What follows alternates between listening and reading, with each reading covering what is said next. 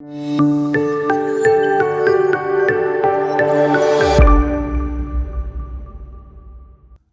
and a very warm welcome to the Bharata First podcast. This is Frankrausanpereira doing a reading of C. Rajagopalachari's Mahabharata. Chapter 30 Agastya. The Brahmanas who had been with Yudhishthira in Indraprastha had followed him to the forest. It was difficult to maintain such a large establishment.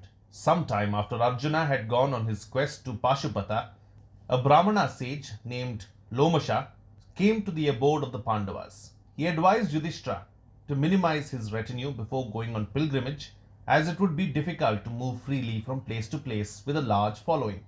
Yudhishthira, who had long felt that difficulty, announced to his followers that such of them as were unaccustomed to hardship and to hard and scanty fare, and those who had followed merely in token of loyalty, might return to Dhritarashtra, or, if they preferred it, go to Drupada, the king of Panchala.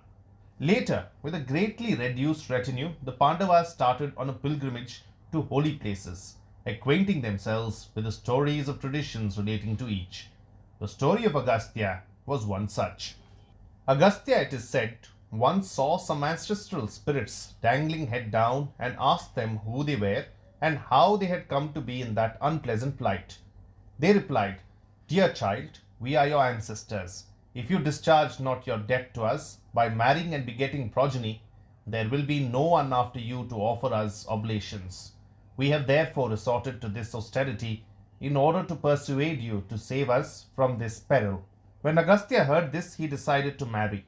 The king of the country of Vidarbha was childless and, so, careworn. He repaired to Agastya to get his blessings. In granting him the boon, Agastya announced that the king would be the father of a beautiful girl who, he stipulated, should be given in marriage to him. Soon the queen gave birth to a girl who was named Lopamudra. She grew with years into a maiden of such rare beauty and charm that she became celebrated in the Kshatriya world, but no prince dared to woo her for fear of Agastya. Later, the sage Agastya came to Vidarbha and demanded the hand of the king's daughter. The king was reluctant to give the delicately nurtured princess in marriage to a sage leading the primitive life of a forester, but he also feared the anger of the sage if he said nay, and was plunged in sorrow. Lopamudra, greatly concerned, discovered the cause of her parents' unhappiness and expressed her readiness, nay her desire, to marry the sage. The king was relieved, and the marriage of Agastya and Lopamudra was celebrated in due course. When the princess set out to accompany the sage, he bade her give up her costly garments and valuable jewels. Unquestioningly, Lopamudra distributed her priceless jewels and garments amongst her companions and attendants, and covering herself in deerskin and garments of bark, she joyfully accompanied the sage. During the time Lopamudra and Agastya spent in tapas and meditation at Gangadwara, a strong and abiding love sprang up between them.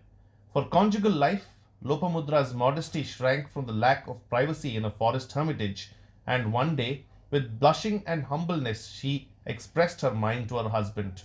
She said, "My desire is that I may have the royal bedding, the beautiful robes, and the valuable jewels I had when I was in my father's place, and that you too may have splendid garments and ornaments. And then we shall enjoy life to our heart's content." Agastya smilingly replied, "I have neither the wealth nor the facilities to provide what you want. Are we not beggars living in the forest?" But Lopamudra knew her lord's yogic power and said, "Lord, you are all powerful by the strength of your austerities. You can get the wealth of the whole world in a moment if you but will." Agastya said that no doubt that was so, but if he spent his austerities in gaining things of such little moment as riches, they would soon dwindle to nothing. She replied, "I do not wish that.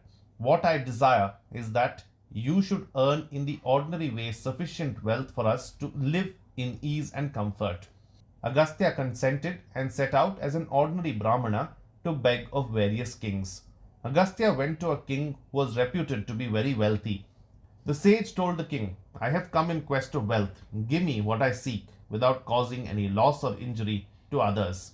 The king presented a true picture of the income and expenditure of the state and told him he was free to take what he deemed fit. The sage found from the accounts that there was no balance left. the expenditure of the state turns out always to be at least equal to its income. This seems to have been the case in ancient times also. Seeing this, Agastya said, "To accept any gift from this king will be a hardship to the citizens, so I shall seek elsewhere." And the sage was about to leave. The king said that he would also accompany him, and both of them went to another state, where also they found the same state of affairs. Vyasa thus lays down and illustrates the maxim that a king should not tax his subjects more than necessary for rightful public expenditure, and that if one accepts as gift anything from the public revenues, one adds to the burden of the subjects to that extent. Agastya thought he had better go to the wicked Asura Ilvala and try his luck.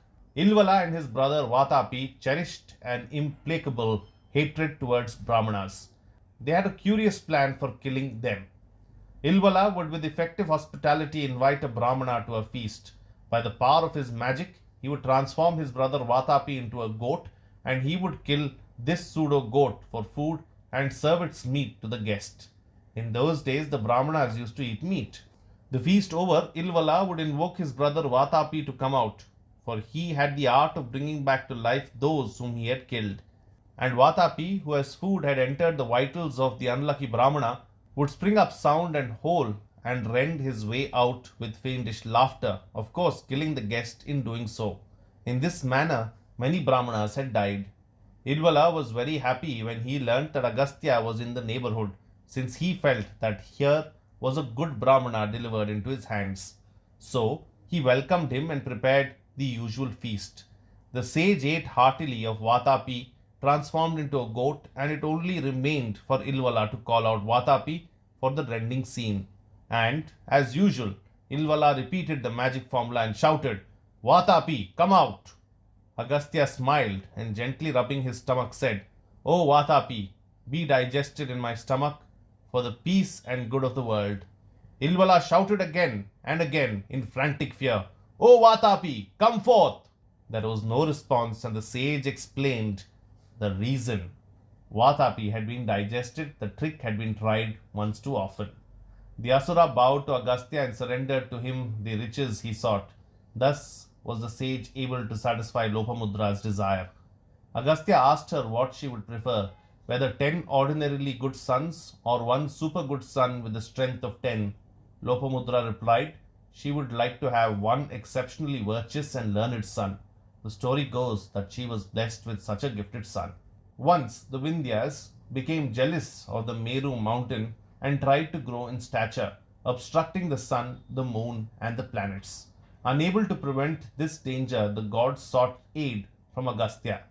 The sage went to the Vindhya mountain and said, "Best of mountains, stop your growing till I cross you on my way to the south and return north again.